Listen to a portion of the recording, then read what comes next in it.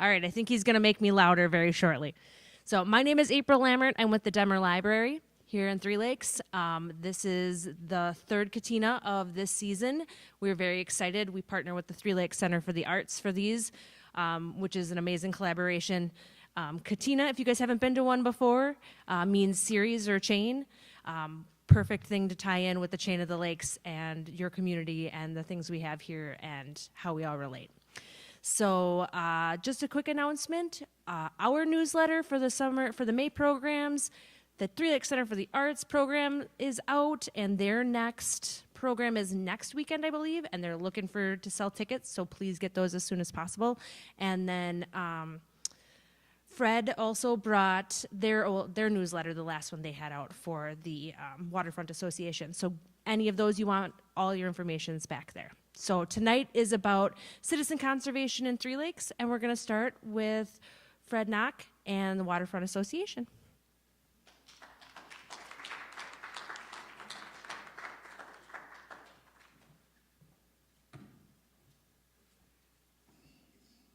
Thank you, April. And thanks, Erica. I owe you one for this. My name's Fred Knock. I'm the current president of the Three Lakes Waterfront Association. I live up on Long Lake, actually on the channel between Long Lake and the Burnt Roadways Dam. So I probably see every one of you that goes by my dock every season.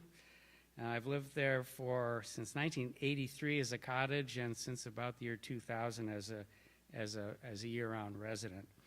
And I love the Three Lakes chain of lakes, as you can see by my shirt, okay?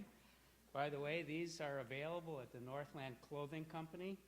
It has the depiction of the entire chain and Three Lakes Waterfront Association logo. Comes in any color, as long as you want gray.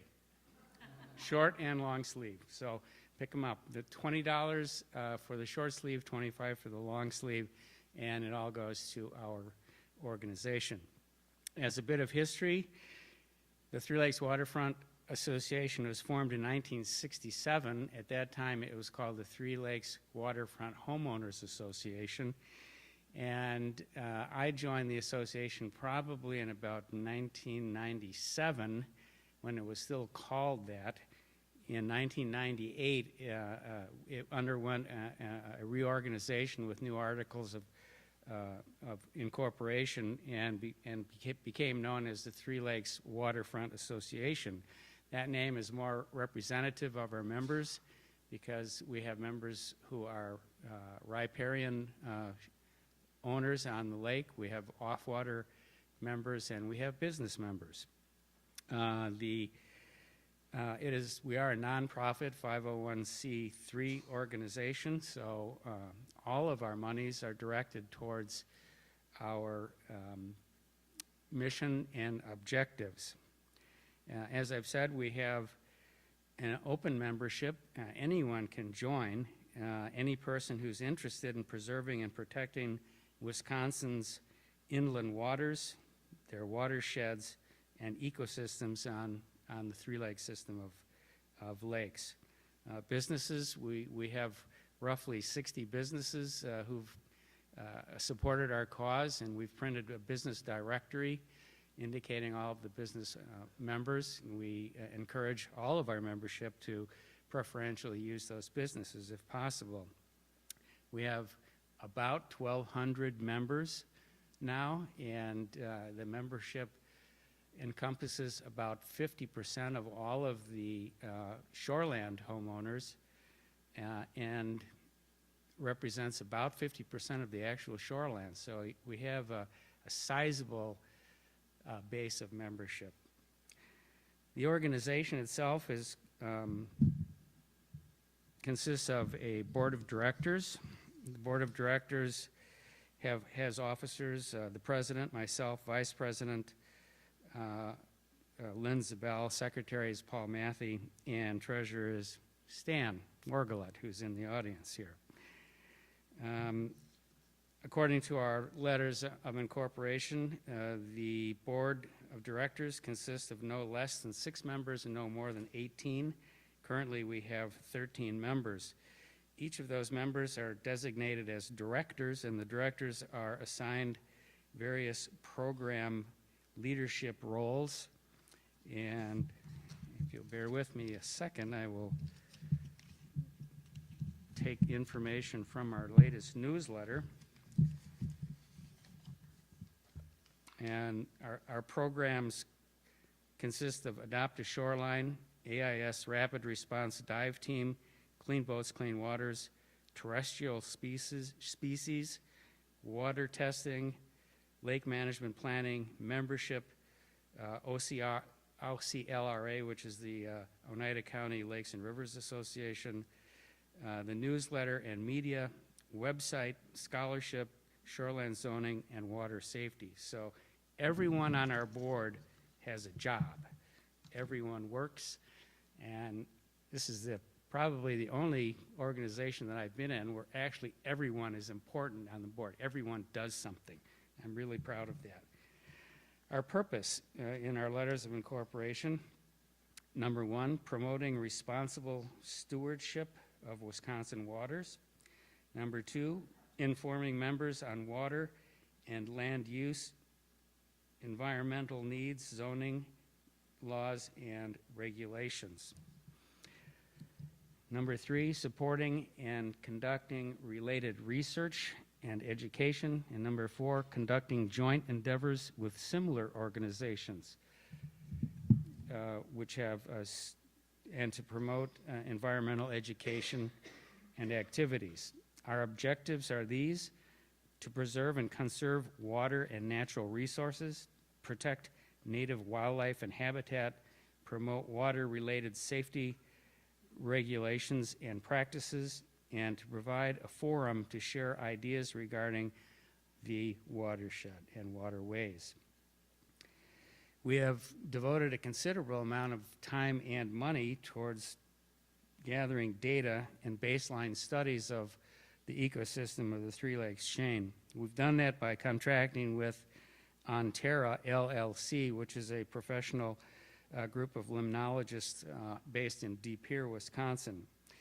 They have performed systematic scientific evaluations of the Three Lakes chain and its watershed, and they have studied water quality, mapping of the watershed area, which consists amazingly of 75,000 acres of watershed goes into the Three Lakes chain of lakes. And in a way, we're really lucky because of that, because often it's been said the system, that the answer to pollution is dilution, and we certainly have a lot of water going into our waterways. On Long Lake, where I have my cottage, it's been determined by Onterra that the lake, the entire contents of Long Lake turns over 7 times in a year. So we're lucky from that standpoint that we have a lot of water flushing through the system, and we're luckier than other waterways, such as the one directly south of us, or north, I guess. Onterra has systematically and scientifically recorded shoreline vegetation biodiversity, and they have also identified aquatic invasive species and terrestrial species for identification and mapping all of their locations.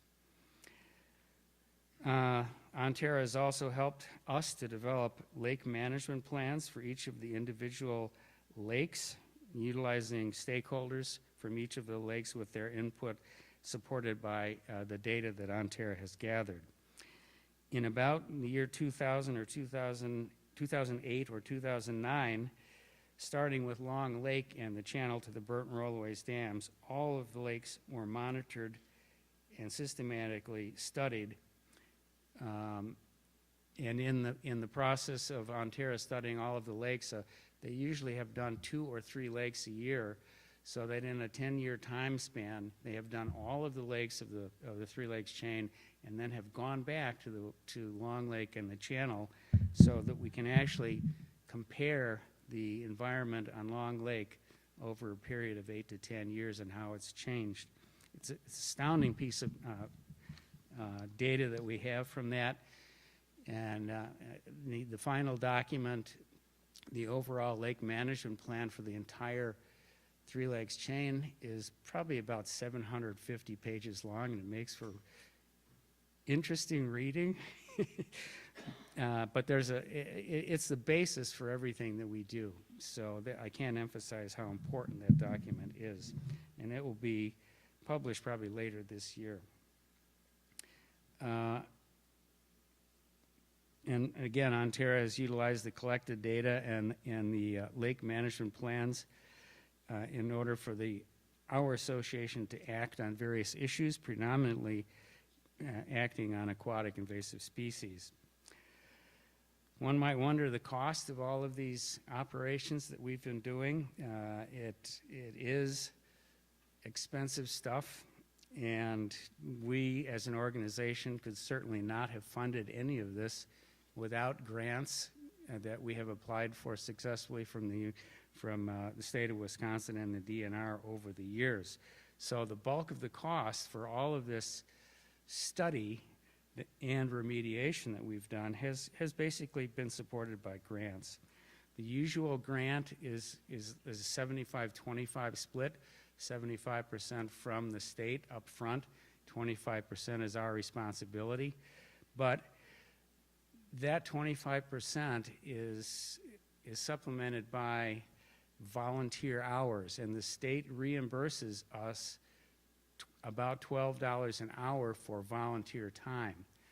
And over the years, we have enticed 125 people to become volunteers for our efforts. So we have a lot of volunteers putting in many hours, and those volunteer hours not only are used for identification and place and recording location of potential invasive species, but all of those volunteer hours help us to pay for all of our study and remediation efforts. To date, we've done probably about $1.2 million worth of effort along those lines. On the side of remediation, our main remediation effort to date has been with Eurasian water milfoil. You all are aware of that infestation. And again, we're lucky enough on the Three Lakes chain that it's only been identified in 3 areas on the chain, as opposed to the Eagle River side, where they've had hundreds and hundreds of acres of Eurasian water milfoil.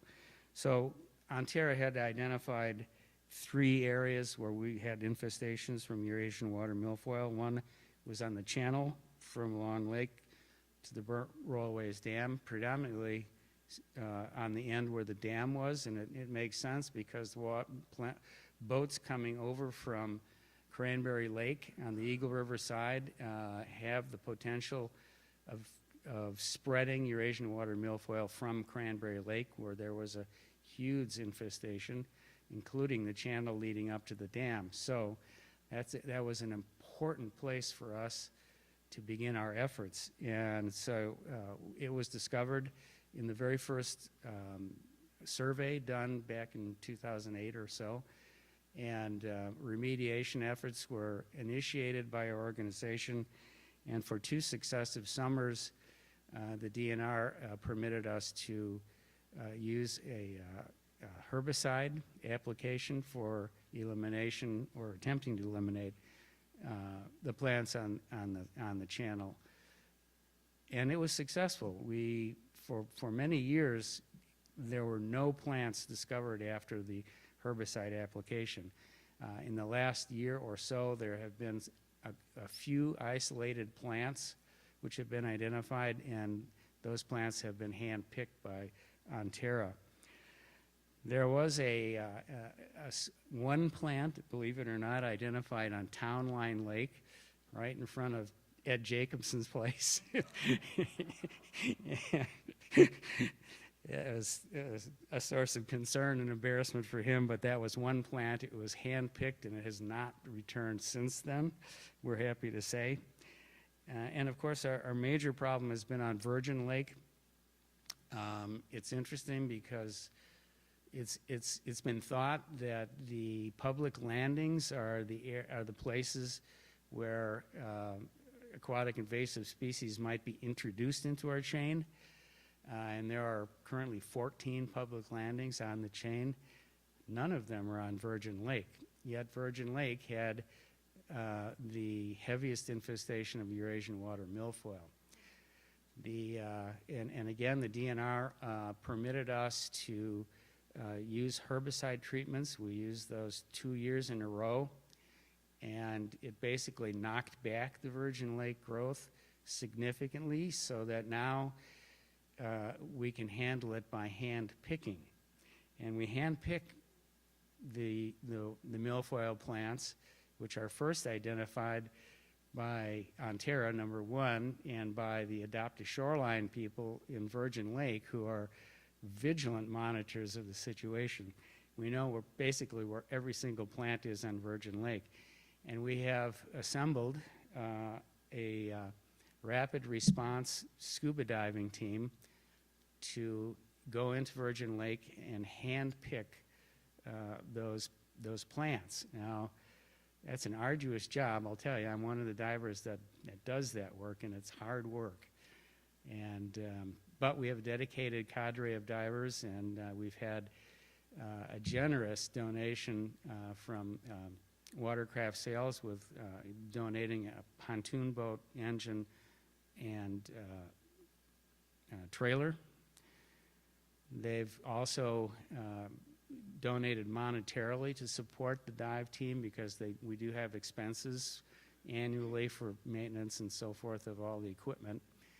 We were out probably 4 times last year, and we'll probably go out at least as many this year to hand harvest Eurasian water milfoil. We have people from Virgin Lake here who assist us with kayaks and canoes and so forth when we're bringing up the samples. So again, we did 2 applications of the herbicide. It knocked it back enough so that we can handle it on our own by hand picking. Now, we like to say that we now control the Eurasian water milfoil. We know we can't get rid of it entirely, but we're holding it back. So as I've said, isolated plants are pulled by hand. Those identified in the channel are pulled by Onterra, and those in Virgin Lake are pulled by the rapid response scuba dive team. You should see us out there sometime. It's amazing. I mean, we've got so much equipment on. I have to wear 22 pounds of weights just to get me so I can stay on the bottom to pull this stuff out. And of course, the visibility is practically zero. So it's a task. One of the other invasives we're dealing with is purple loosestrife. And again, the studies by Onterra have identified purple loosestrife on a number of our lakes. Last year was our first effort to try and remediate the purple loosestrife, and we've done it by introducing beetles, selective beetles, that only use the food source of purple loosestrife for the entire diet. That's the only thing these beetles eat. They're not indigenous to the area, but the DNR has supported a program of growing these beetles. So last year, we, with the help of the Oneida County invasive species expert, Stephanie Boismanu, and her interns, we first dug up purple loosestrife. We then hauled those plants back, potted them in a tent right by the Gasoline Museum. And I don't know if some of you may have noticed on the side of Ed's museum last year, there was this big white tent. That was the tent that housed the purple loosestrife plants in pots. And then we get beetles from the DNR. We grow the beetles in that tent, And when the beetles are mature, we then reintroduce the plants to an area where purple loosestrife is, and the beetles, theoretically, dine on those purple loosestrife and knock the population back. Last year we did that in an area on Planting Ground Lake, and we're looking forward this year to see how it worked. And we're going to be doing it again this year. We're going to be doing the same thing, but we're getting 2/10 instead of 1, twice as many beetles to grow. And so we'll be able to treat twice as many plants, theoretically, this year than we did last year. So that, again, has been supported by grant money from the DNR. And I think it's going to be a successful program. There are small infestations of purple loosestrife on many of our lakes, and some of them are amenable to just digging up, which is hard, again. The beetles are relatively easy because we can treat a larger area relatively simply, so we're enthusiastic about that. One of the other invasives that I'm pretty sure everyone has seen is the pale yellow iris. If you look at the demographics of the pale yellow iris, it's basically everywhere. There's a huge infestation on Big Fork Lake on the western shore. Practically all of the shoreline on that side has pale yellow iris. It's a nice looking plant. It's pretty. It was a horticultural addition to people's gardens, and it just took over. The problem with pale yellow iris is that it competes with the bearded purple iris, which is the indigenous iris of Wisconsin. So in my sister's place just down the lake from me on Long Lake, she had native purple irises on her shoreline. It has been replaced by yellow iris, unfortunately. So it's a big problem. If you go by the bridge that goes over the Crystal River just outside of town, that has a huge infestation of yellow iris there. And that yellow iris is very difficult to get rid of. Its root system is extensive. It has tubers, it seeds, it spreads like crazy. Right now we have some remediation efforts. We have assembled a supply of herbicide, which is applicable for water application, shovels, picks, sacks, and so forth, to actually dig the yellow iris out if anyone has it in their front. All of this equipment is available and was made available by the organization. It is at Anchor Marine in town. So if anyone has yellow iris and they would like to get rid of it, there's many different ways of doing it. A big infestation, herbicide probably be the way to go. There are other invasives in the lakes which we don't deal with directly. I mean, everyone knows probably about the rusty crayfish. I see a lot of crayfish when I'm diving and so forth, and I've only seen one rusty crayfish ever, but I know it's in the lakes. What you might see more commonly is the Chinese mystery snail. Those are those big snails you see everywhere. Technically, those are invasive species, but we don't deal with those, and I have no idea how to do that. We've been lucky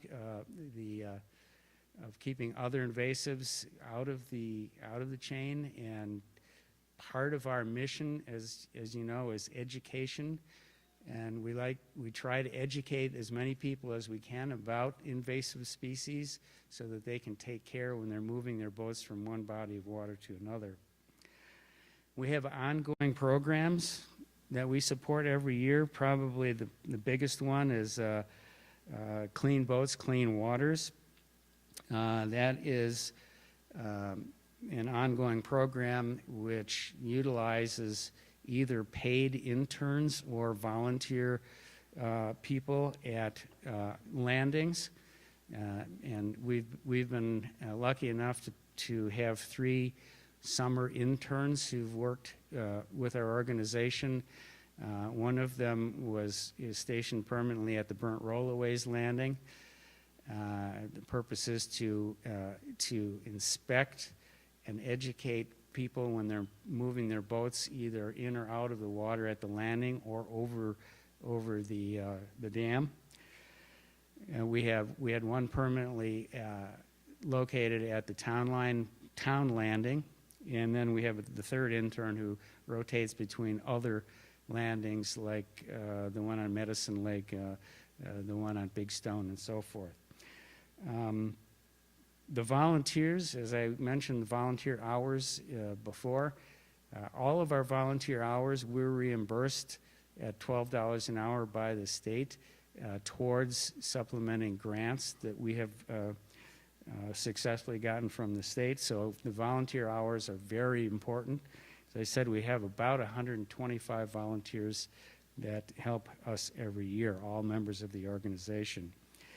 The next ongoing program we have is the Adopt a Shoreline program. This again is a cadre of volunteers who volunteer their time searching areas of shoreline on their lake. Some lakes which are big, like for instance Big Stone Lake, may have as many as 17 to 25 volunteers who patrol the shoreline. Their job is to observe obviously any aquatic invasive species. Everyone's tuned in to the Eurasian water milfoil, but also purple loosestrife, yellow iris, so we can update our database knowing where plants are, so it can aid us in remediation efforts. So that system relies on our volunteers being able to identify invasive species, and of course we have instructional times at the beginning of the season for instructing new people or recalling people's ability to identify the invasive species. Our other ongoing program is scholarship program. We encourage Three Lakes High School students who are going on to college to pursue environmental studies, and we'll support their college costs by giving scholarships to the high school students. And we encourage those students to continue on in college. If they stay in environmental studies, we again support them by scholarship monies. Another one of our ongoing programs is our water quality monitoring. Again, this is a volunteer effort. We like to have volunteers on every single lake monitoring the quality of the water during the boating season. This is done through a DNR-sponsored program called CLMN, Citizen Lake Monitoring Network. And all of the data accumulated by those volunteers are entered into a DNR database, which is called SWIMS, which stands for Surface Water Integrated Monitoring System. This is a statewide program. We have had volunteers on all of our lakes up until recently, when some of our volunteers have decided to move on.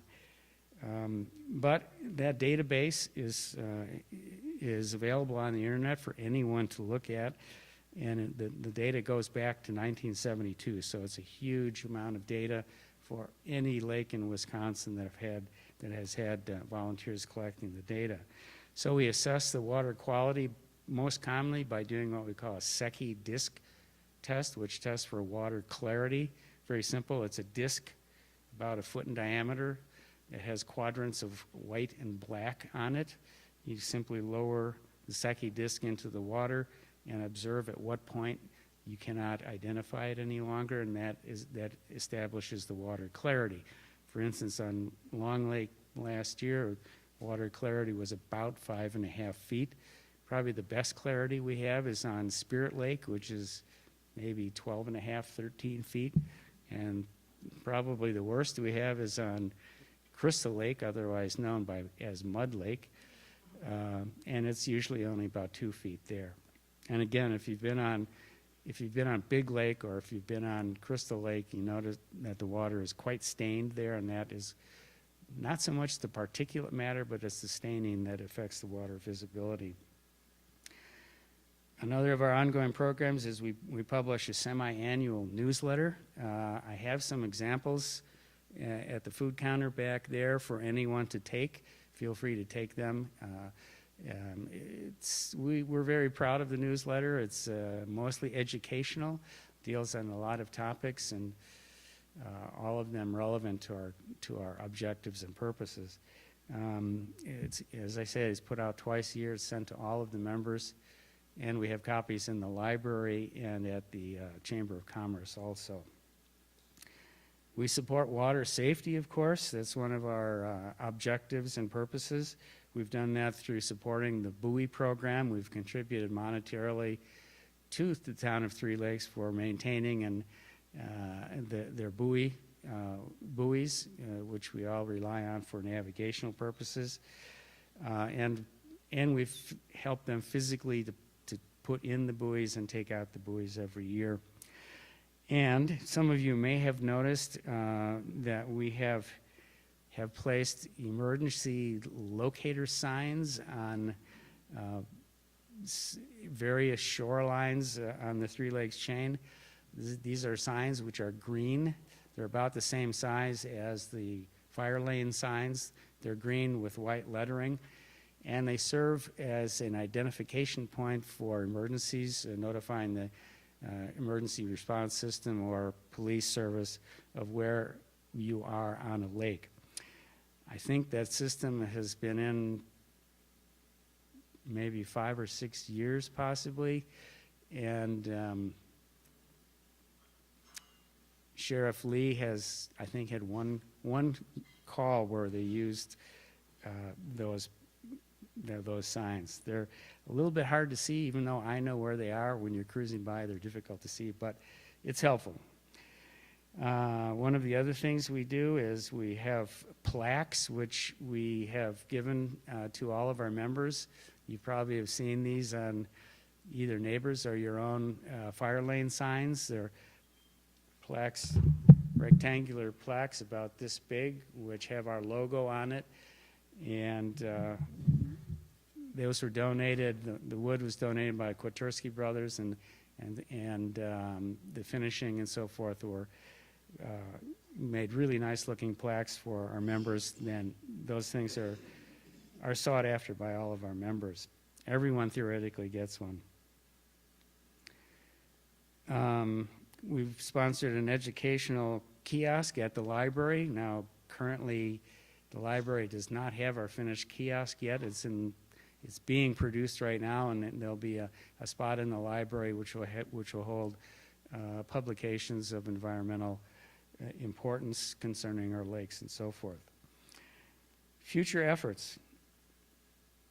Probably our biggest future effort, and the thing that we've just begun doing this past year, is attempting to partner with the Fish and Wildlife Improvement Association. Our two associations have existed side by side for years, but oddly enough, there's not been any coordinated efforts between our two programs this past year. With the urging of their leadership, we've gotten together with the Fish and Wildlife Improvement Association, and we're very hopeful that we have programs that we can do concomitantly, supporting each other in these efforts.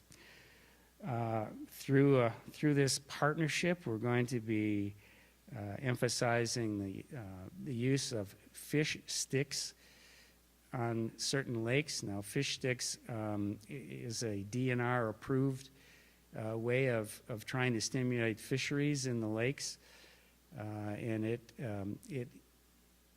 first of all we need volunteers to volunteer their shoreline to put fish sticks out into the lake. Now, the fish sticks consist of mature trees which are logged and then placed from the shoreline out into the lake. Usually this is done in the winter. It's easier because it's of the ice. We can put the logs on the ice, anchor them to the shore. When the ice melts, there you have it.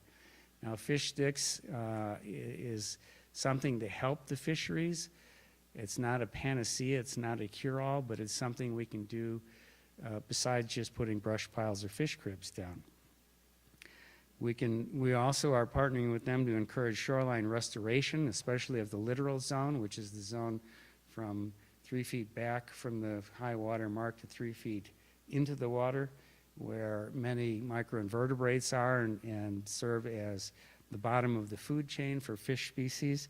So we're trying to encourage our members to, if they need to repair their shorelines, to do it in a responsible manner.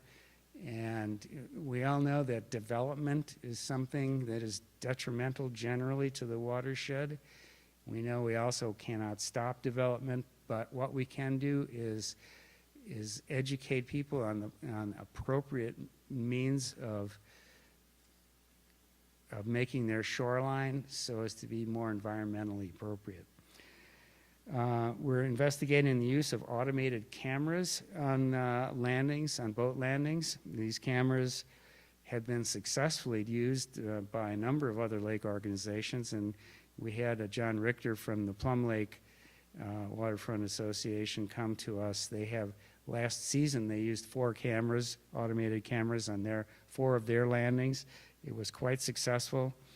The automated cameras have a verbal greeting that you can verbalize in any way that you think is appropriate, but it'll basically be educational. You know, have you emptied the water from your live wells or bilges? You know, have you removed vegetation from your boat and your trailer, et cetera, et cetera. And it's accompanied by a camera which records.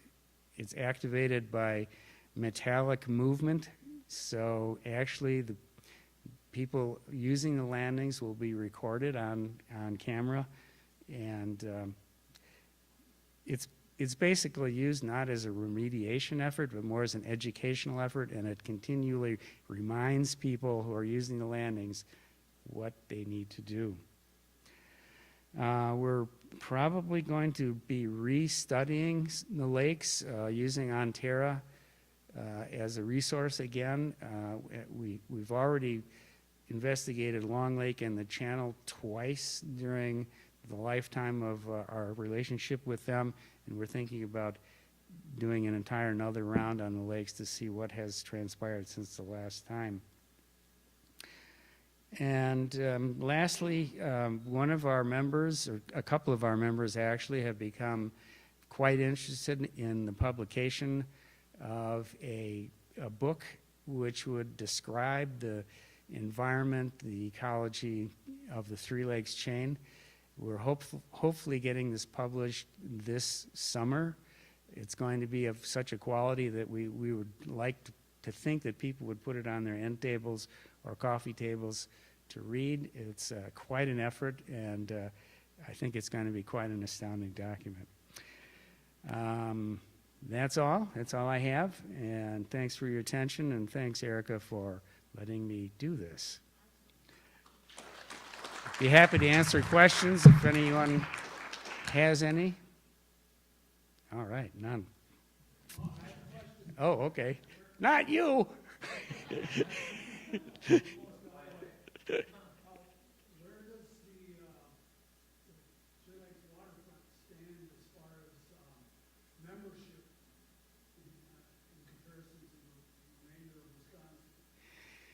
You know, I don't know specific answers to that. I know that we have been approached by the people on the other side of the dam, the Eagle River side. We've been approached by leadership in their organization, and they came to us because we've been so successful in recruiting members of our organization. And when you think of it, to have almost 50% of all the riparian owners on the Three Lakes chain belonging to our organization, representing almost half of all the available shoreline, compared to the Eagle River side, where they have a tough time generating membership. I don't know how we stand, but I think our numbers are astonishing. I know they have a problem with some of it being in different townships. As far as, I don't know how that enforcement is working today, but I know that has been a problem for Eagle River. Yeah. Well, you know, Eagle River historically first existed as just lake organizations, and they finally consolidated all of the lake organizations into one unit. We actually did that right from the start. You know, We started with the idea of having an organization which would encompass all of the lakes, and yet we've broken it down into individual lakes for the purposes of lake management plan for each individual lake. So each lake may have a different plan. There are certain things that are common to all of the management plans. Everyone to every single lake has concerns about the fisheries. That's a big deal.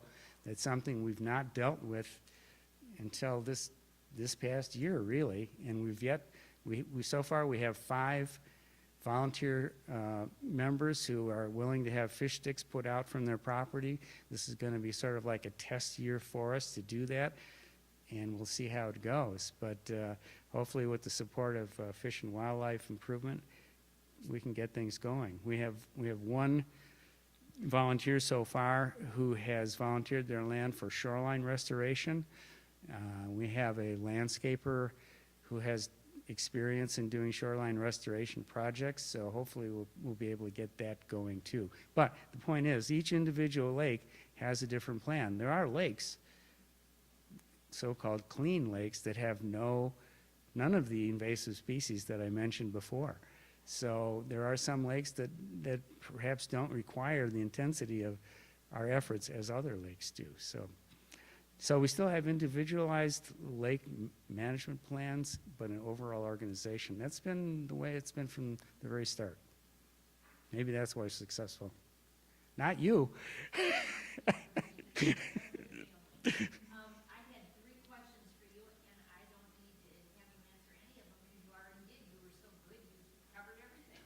I did want to say that when that book becomes available, we would be proud to have it in the All members, all of the members will get a copy. you don't want to sell extra ones? No, we're not selling any of them. No, we're You're not going to have any of extra ones available? we will. We'll probably put some in the library. We'll put some in the Chamber of Commerce. One will go to. Probably business owners will get them also. So we're making plenty, and they're not going to cost anything. These cost. Aren't they nice? Anything else? Oh, thanks a lot.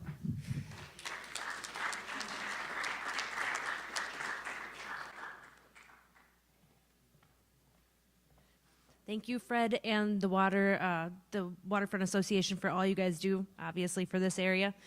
So to wrap up tonight, we have Jason Pertilli with the Fish and Wildlife Improvement Association. All right, my name is Jason Pertilli. I'm from the Three Lakes Fish and Wildlife Association. Mine's not quite as long as Fred's, so, hopefully we'll be out of here before 10 o'clock. All right, Fish and Wildlife was started in 1990 as a nonprofit. It was started by about 5 or 6 founding members, Jim Bowman, Nancy Bowman, Dave Goldsworthy, Steve Markotic, Carl Williams, Jeff Bonak, Richie Javankuski. It's dedicated to youth education, conservation of natural resources, education of hunting, fishing, and other outdoor opportunities. They started this with the idea of kind of like a Ducks Unlimited, but keeping it centrally to the township of Three Lakes or surrounding areas. So they were looking to identify areas and improve them and not send monies around nationally. So they really wanted to keep whatever they did locally.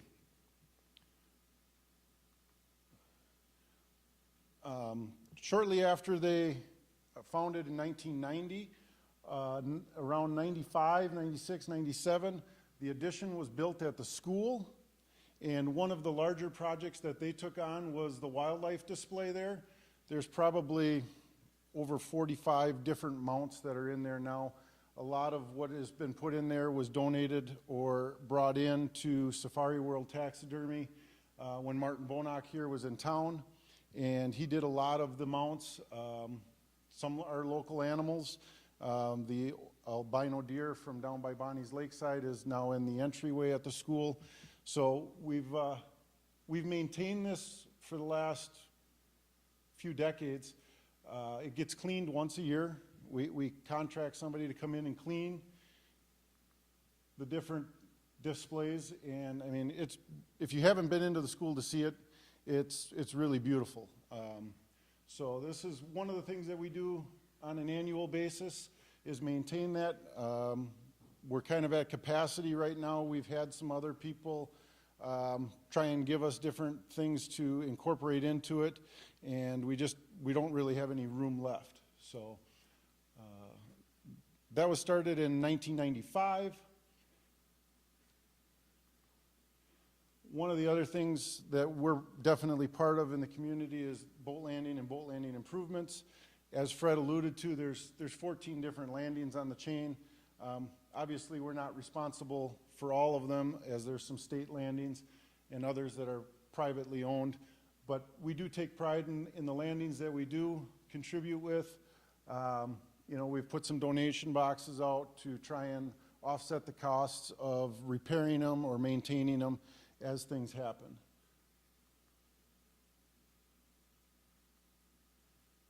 One of our kind of founding areas is Maple Lake. We've done a lot of improvements to what we call the fishing pier down there, which is a public access pier, handicap accessible, that people can use. The beach area, the boat landing, the pier at the boat landing, those have all been improved by funding through the Three Lakes Fish and Wildlife. It's also our site for our annual Kids Fishing Day, which comes about in August, which I'll touch on in a moment. So we host a pretty large event now. I think last year we probably had upwards of 75 kids that attended a fishing day in August. We hold it right down at the boat landing. Again, this is all volunteer hours, volunteer boats, and it's basically a day where kids can come and learn how to fish or get to fish. We take them all out on pontoons. We supply rods if they don't have any. We supply food. You know, we have a trailer that houses all of our equipment that we bring to cook at all of these events. We supply a lot of prizes and door prizes for the kids. Last year, I think every kid walked away with almost a fishing pole and some tackle to get them going. This is just one of our ways of giving back and promoting what we're doing and trying to educate these kids at a younger age to get involved and stay involved in the outdoors.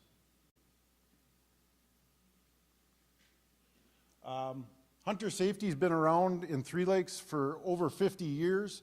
There was a period of time where Dan Harlow had run it for 35 years. I know Jim Bowman's been involved with it for probably just as long as Dan's been involved. Along with the hunter safety program, followed archery in the 1980s. Brian Bauman, Jim Bauman went down, got certified for a lot of that. Now we're starting to see these programs pop up in schools. There's an archery in the schools program, trap club programs, and Three Lakes is part of a lot of that. They've got a expanding trap club, which we were generous to be able to donate well over $5,000 worth of equipment and guns to these guys this year. You know, and they're setting up a new piece of property located outside of town, and will probably continue to be involved with the development of that property. So again, you can see that all of the things that we get involved with almost always have to do with kids and getting the youth involved and continuing to lead them into this way of life really up here that we want to see preserve and continue on and be able to enjoy all of these resources for a lifetime. Back in 1996, they did their first set of fish cribs that the Fish and Wildlife was part of. A fish crib is different than what Fred was alluding to with the fish sticks. A fish crib is basically just, you know, a woody structure that's submerged in a depth of water, typically over 10 to 12 feet. It provides structure, but it's not necessarily habitat, because as Fred alluded to, the macroinvertebrates and everything that generates the ecosystem in a lake is driven in the first 3 to 5 feet of water in an ecosystem. So you can't really put something that's 5 or 6 feet tall and have it sticking out of the water. So these were done, started in '96. The Fish and Wildlife then created a crib book, which we've sold at area businesses for a number of years. These books have the locations of the cribs X'd on a map, along with the GPS coordinates and pictures. If somebody's not fortunate enough to have a GPS, it gives you a landmark picture so that you can kind of figure out if you're in the general area. Again, these were to promote the use of our waters and encourage people to continue fishing. Other projects that we've been tied to, the aerator on Maple Lake, which we turn on every year, usually about mid-January. We monitor the oxygen levels in the lake, and once they get below, I think it's about 6 parts per million, we start to turn that aerator on, and it'll run continuously until the lake opens up. What we're trying to do is preserve the fish that are in the lake and keep enough oxygen in the water circulating that fish can survive and get through that kind of that rough part of winter. And usually the oxygen depletion is caused by the lack of sunlight. It's the snow depth combined with the ice depth. If that sun can't get down into the aquatic vegetation to make the weeds continue to produce oxygen, they go the other way and they start to die and give off carbon dioxide, and fish can't breathe carbon dioxide. It doesn't work. So this is just a way that we can help preserve what we have going into Maple Lake. We've been responsible for some of the walleye stocking in Maple Lake and other surrounding bodies of water. We have a scholarship as well known as the Doug Kashuta Memorial Scholarship that, again, we're looking for somebody that's probably going into an environmentally education-based program. We help with the buoys on the chain. We fund some of those buoys and buoys repair. Again, invasive species in the school woods. We'll be actually meeting tomorrow at our board meeting to talk about buckthorn and the removal of some buckthorn out on the old railroad grade. Other projects we've been involved with are wood duck houses, shrubs and trees for the Historical Society. The Town Line Boat Landing has been one of our base areas, and as Fred alluded to, we're looking at helping the Waterfront Association put in some of those cameras. Again, it's not because we want to, get people in trouble and we're not looking to video record, but we're really looking at it as a deterrent to keep those invasive species out. As Fred alluded to, there aren't a lot of invasive species problems in the chain right now, and we really would like to keep it that way. Franklin Lake Naturalist, the trumpeter swan display, and that's up at Trees for Tomorrow. So how do we fund all of this stuff? How do we make this happen? We don't have 1,000-person membership like the Waterfront Association does. We've got 25 board members that are our volunteers, and what we do in that group of 25 is basically how we make all of that other stuff happen. So we host a couple of different events. One of our primary events is the game feed, which is usually held the first Saturday or second Saturday in June. Again, this is all put on by the board members, the 25 of us, and we do recruit other volunteers to help on these bigger events. And it is open to the public. You can see any board member to try and get on the ticket list. Right now, last year, I think we had about 130 tickets sold, which is our capacity, and there was a wait list. So if it's something that you would ever be interested in, talk to a board member early, and we'll try and get your name on a list. Again, at the game feed, it's kind of like a Ducks Unlimited banquet, so to speak. Tons of prizes. but all the food is designed and catered in by ourselves as volunteers. So we pretty much make everything from scratch, and it takes a permit process. We're still fortunate enough to have Dave Goldsworthy on our board, who was employed by the Wisconsin Department of Natural Resources for his career. And without Dave, a lot of this permit stuff probably wouldn't be as easy as it is for us. So,